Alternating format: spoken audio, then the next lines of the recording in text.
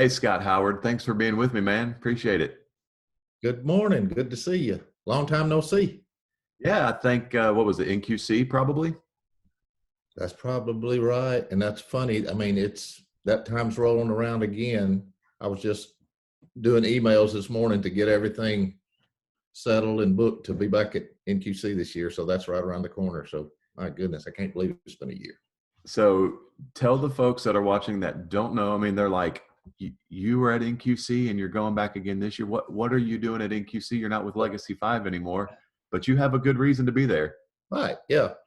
Well, when I left the road, I went to work for a company called Danley Sound Labs. We're a loudspeaker manufacturer, and Danley actually is who had supplied uh, speakers and amps for Legacy 5 for the last I don't know, maybe 8 or 10 years or so. Yeah. It's been a while.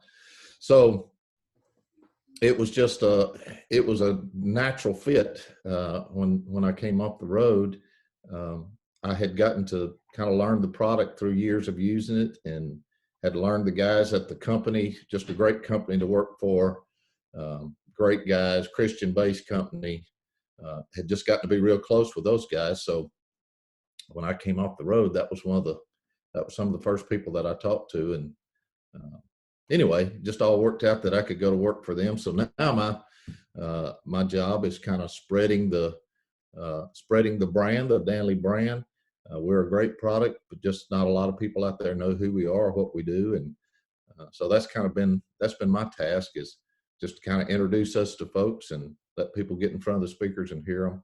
So that's the reason I'll be at NQC again this year. I'll have a little booth set up there, and we'll have some product and try to do some demos. We may even have.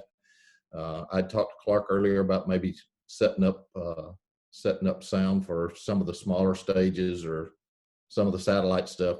Not really sure exactly what we'll do, but we'll be there. And it was great last year to be there, just to see a lot of folks that, I mean, honestly, I didn't know if I'd even get to see again. People Yeah. from around the country that used to get to see on a regular basis as we were traveling.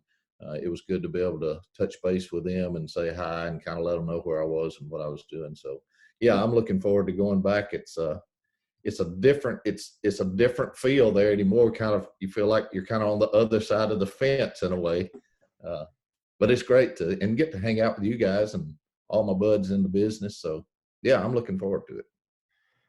And that's something that, folks seeing you walking around there last year, it had just been 4 months or so after Yeah, you had left the hadn't been group or long. something, and they're walking up to the table like, did we see Scott Howard here? What is he singing with y'all again? Or Like carrying, like I told people, I said they've decided it's kind of like carrying a spare tire. I'll just be hanging around there in case somebody breaks a leg. I can walk out there, fill a spot.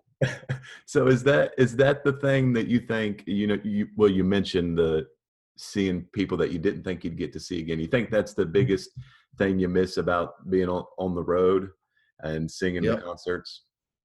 Yep. I tell people all the time, I miss everybody, because, and I think people realize it, that there's folks out there that a lot of people say fans, but I mean, honestly, it's almost like family, because you you've seen them every year for 20 years or ever how long. Honestly, there's a lot of people out there that would come see us sing that I saw more often than I do see a lot of my family members. So Yeah. it's like extended family around the country that you just don't get to see anymore. So yeah, I do miss that. And I've got a handful of folks that I kind of keep up with.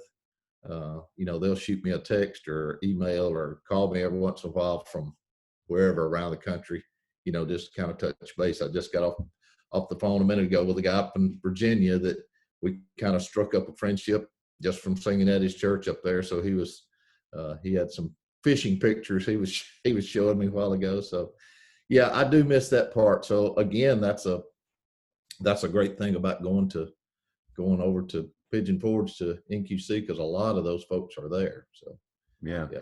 And while you were with the group, you were, the baritone singer, but you also could sing some bass. I mean, you have a nice low, rich tone to your voice. Is if you ever came back out on the road to sing, if that were to ever happen, do you think it would come as the bass singer capacity or go back to the baritone? Oh my goodness. I don't know. I hadn't ever really thought about that. You know, when I first started singing, the little group back home, I sang the bass part. But it was, you know, just like so many groups, I did it because there wasn't anybody else there to do it. You know, that really wasn't my bag, but uh, I do enjoy doing that. It's a lot of fun. I mean, you well know the bass part's a fun part, man. Uh, the baritone is the odd part. Um, it's kind of it's the fill-in notes in between everybody else, so it sounds awful by itself. Uh, so yeah, it probably would be more fun to sing bass. So yeah, that may be something to consider. Well, I'm sure at this point, it's only been about a year that you've been gone, so Yeah, I would yeah, think that you're probably not itching to get back out there. But I just wanted to ask that if you ever did get that itch to kind of go back out, if you felt like you'd fall into the bass line, because I remember time after time walking in for sound check at the venue, and you'd be up there, yeah, doing some kind of low, checking the lows, the mids, and the highs on your microphone to get a good EQ. But you yeah. always had that good bottom end on your range. So I was like, I wonder if he would come back as a bass singer if you ever. I'd probably have to, because that's probably the only notes that are left in my range is the bottom one. And that's what another thing I was going to ask you, as a singer for, I mean, I don't know how many years you've been singing, 40 years or what? Yeah, I mean, I know you started well before Legacy 5 singing. right. Now that you've not been singing, on a regular basis every weekend or most weekends throughout the year, multiple times a week in concert, do you feel like your voice has changed Absolutely. musically, or you've dropped some range, or how do you feel that has changed your voice musically? Yeah, I don't know range wise, but it's definitely, the muscles are not up to where they should be. So here's a funny little story. Sunday, I think it was Sunday, maybe after church Sunday. Anyway, we had some friends of ours invited our people in our Sunday school class over to their house just to kind of hang out. They've got a pool and for the kids to come swim. So we were over there hanging out. Well, the husband is a really, really good singer. Well, he had his little karaoke machine set up inside. And of course, all the kids were just loving it, man. They were going in there and singing all the, songs that I didn't even know what they were.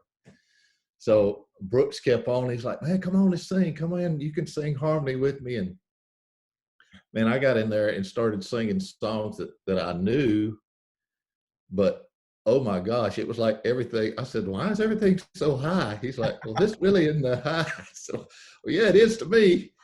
So yeah, I found out pretty quick that, man, the old pipes had gotten a little bit rusty. So yeah, I feel like, so back to what you were asking, I think my range is probably about the same, but I'm just out of shape because I haven't been singing like I should. And I would notice that even on the road, if you're off a couple of weeks, Yeah. it doesn't take long for that stuff to get out of shape and you get lazy vocally, I guess. So yeah. And that's one thing that I know that many of the artists that are still traveling and singing we've been off for 3 months or so now. Yeah. That's one thing that we've all going to have to start working again vocally, because hopefully as we start doing concerts again, and hopefully things will pick up and we'll be getting back out on the road on a regular basis in the near future, we're going to have to start exercising those vocal cords again, Yep. because you've not been using them like you had before.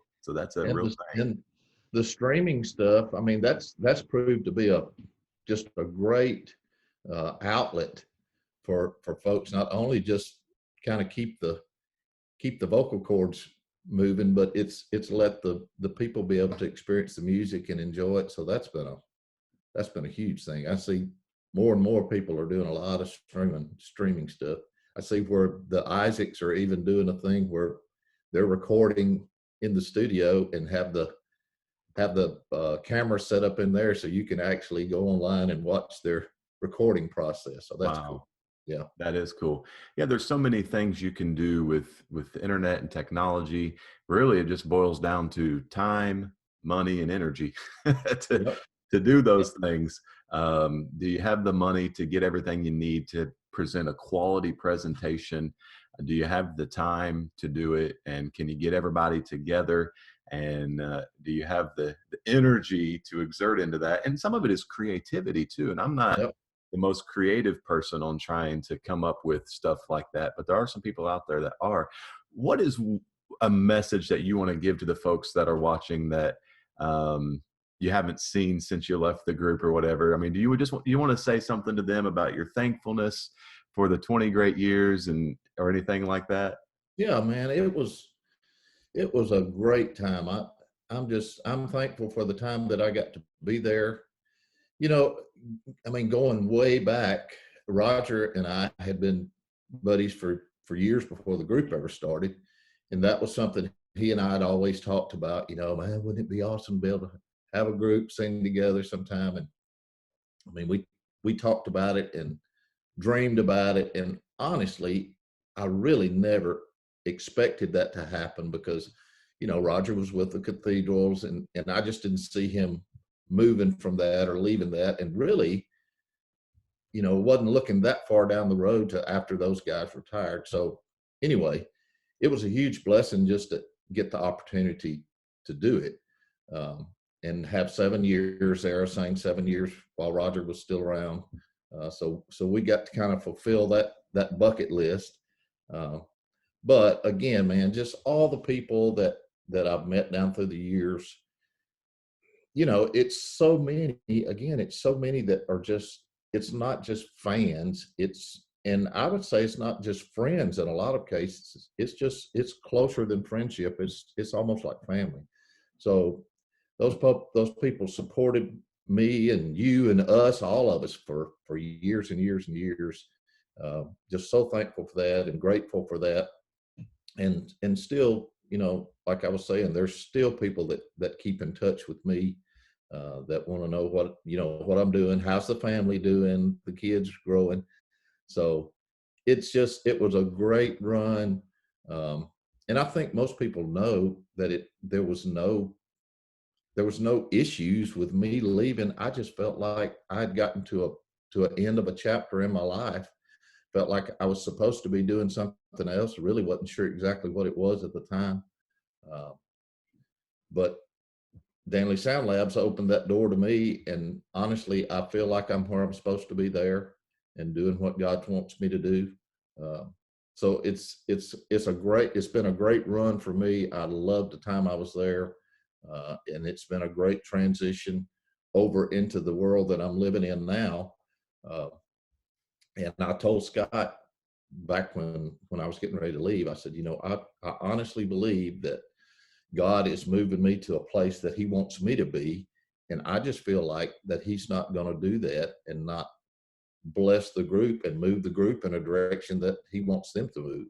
So I think it's been a good thing for both of us, for the group and for me.